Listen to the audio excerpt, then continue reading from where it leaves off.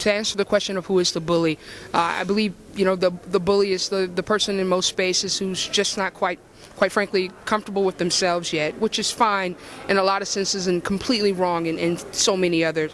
And to that end, I mean that the bully tends to be the person that's not comfortable with who they are, which we hear all the time, but what we don't usually hear is that it's usually the person that wants a little bit of help and promotion and being free to be themselves. And so a lot of times we do tend to demonize the bully when they also need the resources on being comfortable with being themselves. My personal journey on being who I am and where I'm from Nashville, Tennessee, grew up in a rural space in a very religious community. I actually was blessed to know that I wanted to bring others, young people, to the ministry, so at the age of 16 I became a licensed preacher. But at the same time I knew that I was in love with a woman, and so my family was always supportive. It wasn't something we sat down on the couch and I came out of the closet and running, but more so of I learned to just be who I was, and who I loved at the time was who I loved at the time. I've had a wonderful community, but at the same time, and something I was sharing this morning, is that I didn't realize, but my little sister was watching me the whole time, my youngest sister, and a couple years later she came home and brought the woman that she was in love with, and it's been a fantastic journey watching her mature into the woman that she is today. And I thank God that I was able to be comfortable with who I am so that she could flourish and become the woman she is today.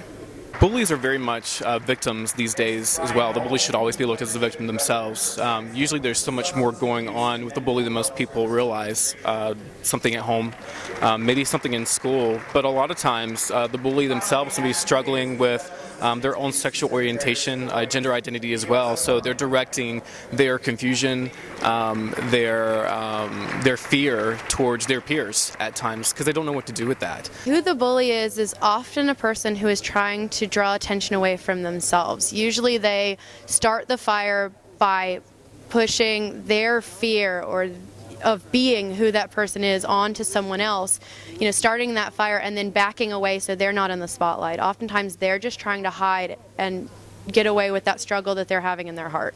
Sadly, the bully can be any of us, inadvertently or advertently, and it all has to do with how we're being treated, our understanding about people, and the sensitivity and compassion for others. And if we haven't been given that, oftentimes we end up hurting others.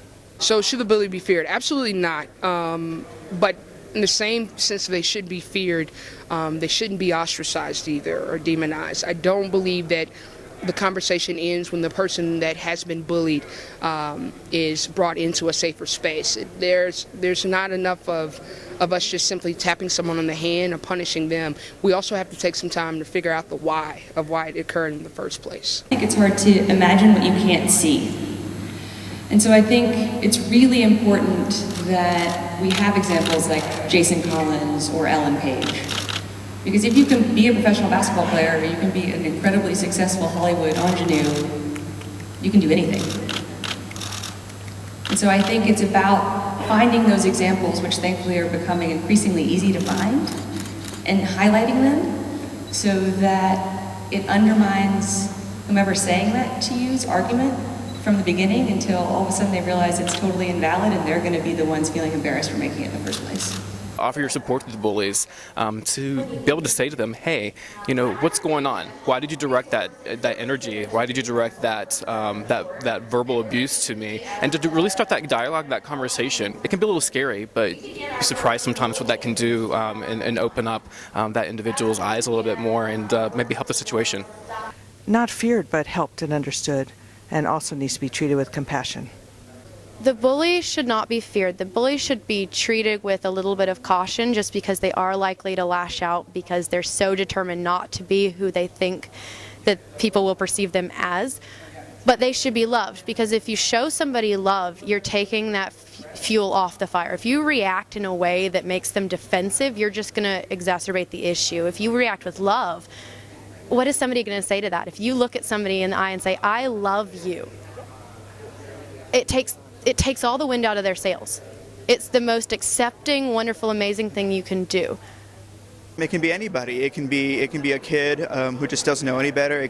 Sometimes it can be a professional or a member of the community or even a parent. So I think the way we think about it is that there's no one answer to this, and that our approach across the administration has to be as multifaceted as possible. So it's not just about what we can do from the White House, from the president, but what can we do with the Department of Health and Human Services, what we can do with the Departments of Education and Justice, in rural communities through the Department of Agriculture. So our job is really to bring that all together and, as one government, try to address this really difficult question of how do we stop and prevent and address bullying, and also what do we do to just empower all of our kids so that they can thrive in communities, in their classroom, in neighborhoods, and that's what we're trying to do.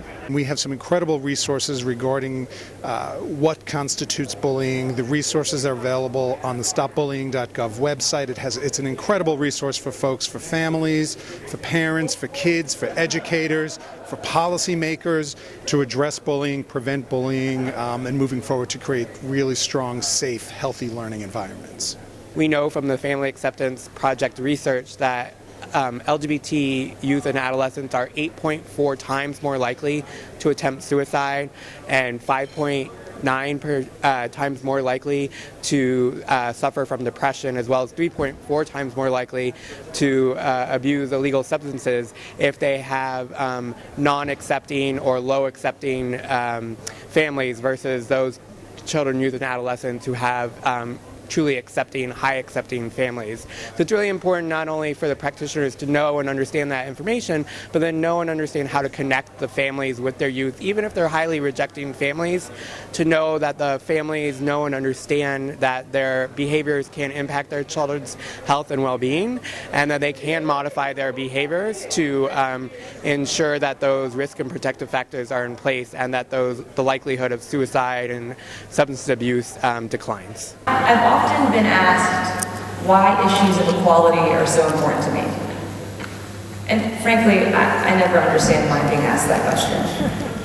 Because to me, this is fundamentally about the premise and the promise of our country, of always marching toward a more perfect union.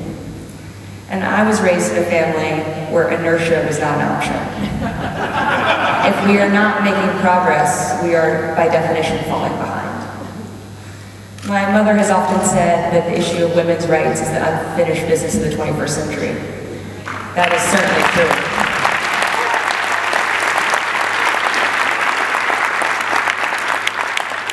But so too are the issues of LGBTQ rights, the unfinished business of the 21st century.